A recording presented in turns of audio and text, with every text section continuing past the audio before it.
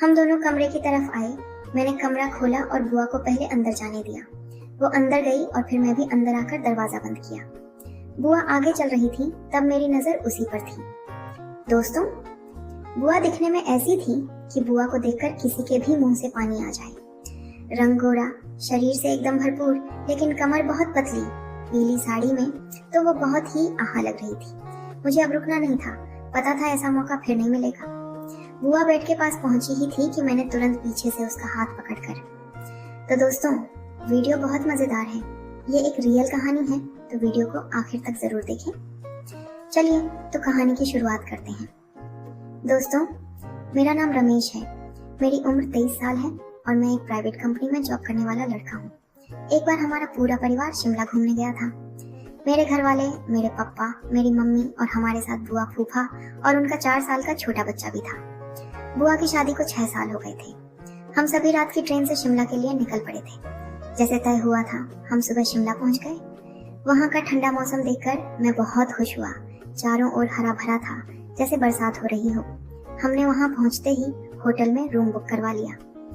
बुआ और फूफा एक कमरे में रहेंगे, मेरे मम्मी पापा एक कमरे में और मेरे लिए एक अलग स्पेशल कमरा था। हम अच्छे से नहाकर फ्रेश हो गए और नीचे नाश्ता करने के लिए चले आए। हम पार्सल लेकर आए थे। होटल के गार्डन में नाश्ता रखा था। मुझे आने में थोड़ा देर हो गई। मम्मी पापा और बुआ, फूफा और उनका बेटा सब एक ही टेबल पर नाश्ता करने के लिए बैठे थे। तो उस टेबल पर मुझे जगह नहीं थी, इसलिए मैं कोने में एक टेबल पर जाकर बैठा। हम सुबह जल्दी आए थे, इसलिए होटल में ज्यादा लोग नहीं थे। खाना खाने की व्यवस्था उन्होंने गार्डन में की थी। खुली जगह और वहाँ का अच्छा प्राकृतिक नजारा था। सुबह का हल्का हल्का सूरज, ठंडी हवा, मौसम बहुत अच्छा था। मैं वही नजारा देख रहा था कि तभी बुआ का बेटा मेरी तरफ दौड़ता हुआ आया। उसे मेरे साथ खेलना पसंद था और मुझे भी।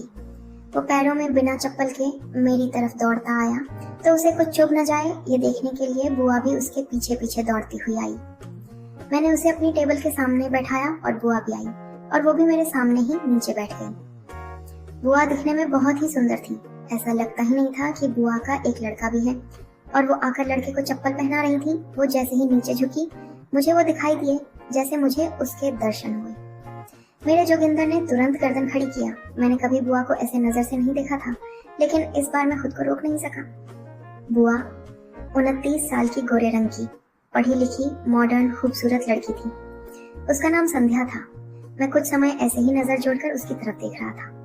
बुआ लड़के को चप्पल पहना रही थी। तभी बुआ ने ऊपर देखा। उसने मेरी तरफ देखा। उसे समझ में आ गया कि मेरी नजर कहाँ है।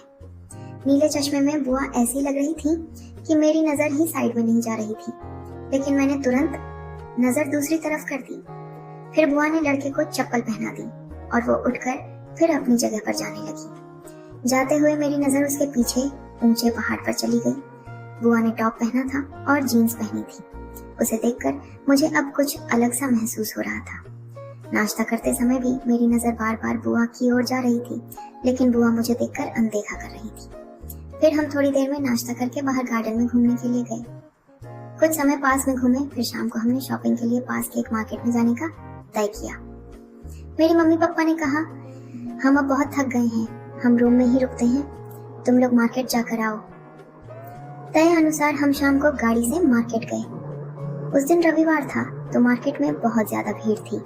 छुट्टी होने कारण बहुत लोग आए थे। हमने गाड़ी साइड में लगाई और ऊपर मार्केट की तरफ चलने लगे। वापस जाने वाले लोग एक तरफ से नीचे आ रहे थे और हम दूसरी तरफ से ऊपर जा रहे थे। हम लोग धीरे धीरे ऊपर जाने लगे। फूफा भीड़ में आगे बच्चे के साथ चल रहे थे। पीछे संध्या बुआ चल रही थी और उसके पीछे मैं चल रहा था। मैं कोशिश कर रहा था कि बुआ को मेरा धक्का न लगे, लेकिन भीड़ इतनी थी कि कुछ कदम आगे बढ़ते ही पीछे से बहुत लोग धक्का मारते हुए आगे आने लगे। उस भीड़ में चलते हुए मेरा शरीर पीछे से संध्या बुआ से टकरा रहा था। बुआ ने कुर्ता और पैजामा पहना था। जैसे मैं पीछे से बुआ को चिपका, वैसे ही मेरा जोगिंदर तुरंत ही जोर से हिसके मारने लगा। मैं बुआ की पीठ को चिपक गया था। भीड़ की वजह से मेरे धक्के से बुआ आगे पीछे हो रही थी। संध्या बुआ पर कुछ नहीं बोली, क्योंकि भीड़ में दूसरा कोई उपाय नहीं था। जोगिंदर की इधर गर्दन खड़ी ही थी। बुआ को भी शायद महसूस हुआ होगा कि मैं क्या कर रहा हूँ, लेकिन उसने कुछ नहीं कहा। चलते समय मेरा हाथ उसके हाथ से लग रहा था। आखिरकार हम ऊपर के मार्केट में पहुंचे और शॉपिंग करने लगे। फूफा भी शॉपिंग में घुसे हुए थे। तब फूफा बोले, मैं बेटे के लिए कुछ खाने के लिए लेता हूँ, तुम लोग आगे आओ। ऐसा कहकर वो आगे बढ़ गए। उनके जाते ही बुआ अचानक खुश होकर शॉपिंग करने लगी। मेरे एकदम पास आकर मुझे अपने हाथ से पकड़ने लगी थी। उनके चेहरे पर एक कॉलेज जाने वाली लड़की जैसा आनंद था। हम एकदम करीबी दोस्तों की तरह बात कर रहे थे। ऐसा लगता ही नहीं था कि वो मेरी बुआ है। ऐसा लगता था जैसे मेरी कॉलेज की दोस्त है। फिर मैंने भी उन्हें शॉपिंग करने में मदद करना शुरू कर दिया। उस समय अचानक एक ड्रेस दिखाते हुए मैंने उनके कंधे पर हाथ रखा। बुआ ने कुछ नहीं कहा। फिर मुझे लगा कि अब मुझे बुआ की पूरी अनुमति मिल गई है, अब डरने की कोई बात नहीं।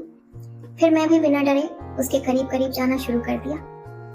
रास्ते पर जो दुकानें थीं, वो भी बहुत छोटी थीं, तो हम अंदर जाकर एकदम पास चिपक कर खड़े हो रहे थे। मैं पीछे खड़ा होकर बुआ के पास चिपक कर खड़ा हो रहा था। बीच बीच में उनकी कमर पर हाथ रखकर सामने रखा हुआ नेकलेस दिखाने का बहाना कर रहा था। मैं उनके साथ ऐसे बर्ताव कर रहा था जैसे मैं उनका पति हूँ। बुआ ने मुझे एकदम पागल बना दिया था। तभी फूफा का फोन आया तो हमें जाना पड़ा। हम फिर ऊपर से नीचे आने लगे। उस भीड़ में फिर पहले की तरह फूफा आगे चल रहे थे, बुआ पीछे, और मैं जानबूझकर बुआ के पीछे पीछे नीचे आ रहा था। जैसे जैसे हम नीचे आ रहे थे, भीड़ बढ़ने लगी थी। सभी एकदम एक दूसरे को खेद कर चल रहे थे। फिर मैं फिर से पीछे से बुआ के पास चिपक गया और फिर बिना कुछ सोचे समझे बुआ को पीछे से कसकर पकड़ लिया। बुआ को भी मजा आ रहा था। बुआ कुछ नहीं बोल रही थी। बहुत समय तक हम चल रहे थे। अचानक सामने से एक गाड़ी जा रही थी तो सभी एक जगह पर रुक गए। मैंने उसका फायदा उठाया और बुआ की कमर को कस के पीछे से पकड़ कर रखा। जब तक गाड़ी नहीं गई और चलने के लिए खुली जगह नहीं हुई, तब तक मैं बुआ को ऐसे ही पीछे से कस के पकड़े हुए था। फिर लोग चलने लगे और हम गाड़ी से वापस रूम में आ गए। गाड़ी वाले ने फूफा से 350 रुपये गाड़ी का किराया लिया। रात में सोए नहीं थे, इसलिए हम सभी खाना खाकर जल्दी सोने चले गए। मुझे नींद नहीं आ रही थी, बार बार वही याद आ रही थी। फोन पर भी बात नहीं कर सकता था, बिल्कुल समझ में नहीं आ रहा था क्या करूं। कुछ ना कुछ सोचकर सो गया और सुबह मम्मी जल्दी उठ गई। आज भी हम फिर से नीचे गार्डन में नाश्ता करने बैठ गए थे। कुछ समय नाश्ता करने के बाद मम्मी और पापा रूम में चले गए। मैं, फूफा और बुआ भी रूम में जाने लगे तो उनका बेटा खिलौने के लिए जिद करने लगा। वो रोने लगा तो फूफा बुआ को बोले, तू जा ऊपर रूम में, मैं नीचे जाकर आता हूँ, देखता हूँ वहाँ कुछ दुकानें हैं, कुछ खिलौने मिलते हैं क्या। ऐसा कहकर जैसे फूफा बाहर गए, मैंने बुआ को देखा और बुआ ने भी एक अलग नजर से मेरी तरफ देखा और हम कमरे में आने के लिए लिफ्ट में चढ़े। दोनों ही कुछ नहीं बोल रहे थे। लिफ्ट ऊपर जाने लगी और तभी मैंने बुआ से पूछा, बुआ, फूफा बाहर गए ही हैं तो हम थोड़ा समय मेरे कमरे में बैठ सकते हैं। फूफा को आने में 1.5-2 घंटे का समय लगेगा। तो बुआ ने भी इस पर हाँ कहा। मैं अंदर ही अंदर बहुत खुश हो गया। लिफ्ट पहुंची और हम कमरे की तरफ आए। मैंने कमरे का दरवाजा खोला और बुआ को पहले अंदर जाने दिया। वो अंदर गई और मैंने अंदर आकर दरवाजा बंद किया। बुआ आगे चल रही थी, तब मेरी नजर उसकी तरफ ही थी। मुझे अब मौका नहीं छोड़ना था, ऐसा मौका फिर से नहीं मिलेगा। बुआ बिस्तर तक पहुंची ही थी कि मैंने तुरंत पीछे से उसका हाथ पकड़कर अपनी तरफ घुमा लिया और उसका मुंह पकड़कर उसके होंठों पर किस करने लगा। कुछ देर बाद बुआ भी साथ देने लगी। करीब 15 मिनट हमने किस किया। फिर मैंने बिना वक्त गवाए कार्यक्रम चालू किया। फिर क्या, गुब्बारों से खेलने का मजा ही अलग था। मैं उन्हें प्रेस करने लगा। मैंने उसे जोर से गले से लगा लिया और बुआ से कहा, बुआ, तुम सुबह बहुत शानदार और मोहक लग रही थी।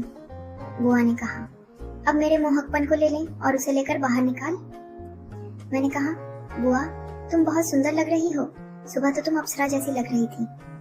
बुआ ने कहा, क्या देख रहे थे फिर इतनी सुबह मेरी तरफ, प्यासे की तरफ। मैंने कहा, बुआ, तेरे पास के गुब्बारे बहुत अच्छे हैं। बुआ ने कहा, क्या लगता है उन्हें देखकर तुझे?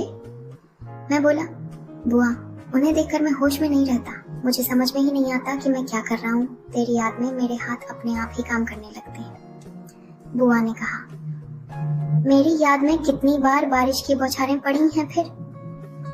मैंने कहा, मुझे रोज चाहिए बुआ। मैंने बुआ से बात करते करते दोनों के कपड़े उतार दिए। मैंने कहा, कितना भारी लग रहा है मुझे, ये तुझे कैसे बताऊं? बुआ, जोगिंदर खेत में जाने के बाद कैसा लगता है बुआ? बुआ ने कहा, तेरा जोगिंदर बहुत ही भरा हुआ है रे, मुझे लगता है कि दिन भर खेत में ही रहना चाहिए, और ऐसे में कुछ और नहीं चाहिए, सिर्फ वही रहना चाहिए ऐसा लगता है। मैंने कहा, सच में बुआ? वो बोली, हाँ रे सच में। फिर तुरंत बुआ ने मुझे सेब खाने को दिया। मुझे भी सेब बहुत पसंद है। फिर क्या, मैंने भी चाट के खा लिए। बुआ ने कहा, कैसे है मेरे खेत का सेब? मैं बोला, बुआ खेत में घास बहुत बढ़ गई है, जरा ध्यान से निकाल लेना, खेत कैसे साफ रहना चाहिए ना। वो क्या है, अगर खेत साफ होगा तो जोगिंदर अंदर तक जाकर चलेगा ना। बुआ ने कहा, तुझे अब से आगे मुझे नाम रखने का मौका नहीं दूंगी, ओके। बुआ जोगिंदर के साथ खेल रही थी, उसकी पप्पी ले रही थी संध्या। बुआ अब बहुत जोश में आ गई थी। बुआ ने कहा, हल को खेत में छोड़ना अब बर्दाश्त नहीं हो रहा। मैंने तुरंत जोगिंदर को खेत में छोड़ दिया। बुआ के खेत में बहुत घास उगी हुई थी। फिर मैंने घास के बीच से हल को डाला। हल थोड़ा अंदर गया तो बुआ इतने आवाज करने लगी, अरे धीरे कर रे, जोगिंदर की बहुत बड़ी है, वो जमीन को फाड़ के निकाल रही है। इतना बड़ा जोगिंदर कैसे है रे तेरा? मैंने कहा, बुआ तुझे पसंद आया ना? वो बोली, हाँ मुझे तो बहुत ही पसंद आया है। इस हल से तो मेरी खेतों का काम जोर शोर से होने वाला है। मैंने कहा, रोज तुम्हारा खेत में जोत कर दूंगा, बस तुम मना मत करना। बुआ ने कहा, मुझे तो ज्यादा जरूरत है रे तेरे इस हल की। ऐसा हल मेरे खेत में कभी भी नहीं आया था, तेरे फूफा का जोगिंदर बहुत छोटा है। फिर मैंने कहा, बुआ हम मार्केट में गए थे, तब तुम्हारे खेत के बांध पर मैंने अपना जोगिंदर रगड़ा था, तो तुम्हें समझ में नहीं आया क्या? बुआ ने कहा, जोगिंदर खेत के पिछवाड़े के बांध पर रगड़ रहा था। मुझे पता था, लेकिन मुझे बहुत अच्छा लग रहा था ना, और मेरे जंगल में आग बढ़ रही थी, तब तो और भी अच्छा लगने लगा था। मैंने बोला, फिर बुआ तुम्हें खेत में जोगिंदर घुसाकर खेत जुताई कराने का मन नहीं किया था? बुआ ने कहा, मुझे तो यहाँ से तुरंत कमरे में जाना था और मेरे खेत में जोगिंदर डाल लेना था, लेकिन मेरा भी इलाज नहीं था ना। मुझे लगा था तुम्हारा जोगिंदर छोटा होगा, लेकिन अब तो मुझसे बर्दाश्त नहीं हो रहा है। हल को जरा जोर लगाकर अंदर डाल और जमीन से पानी निकाल। फिर मैंने जमीन से पानी निकाला। मैंने पूछा, बारिश का पानी खड्डे में छोड़ूं तो चलेगा क्या?